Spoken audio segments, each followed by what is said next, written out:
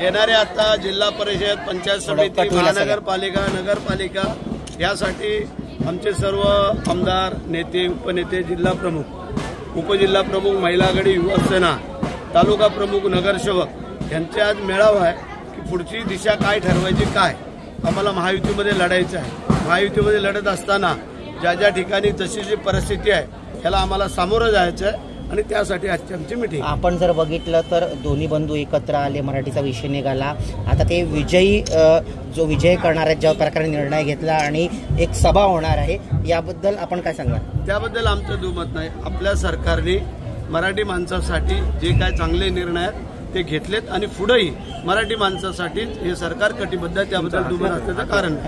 राणे साहेब जे आहेत त्यांच्याबद्दल आपण वक्तव्य केलं, ते व्हायरल झालेलं, याबद्दल काय सांगाल? चुकून झालेला शब्द आहे, त्याबद्दल आम्ही सांगितलं की त्यात असं बोलण्याचं काय आमचं इंटेन्शन नव्हतं आणि जे काय चुकून झालं होतं त्यात आम्ही सांगितलं त्यांना, शब्द गेला आमचा, बाकी दुसरं काय नाही।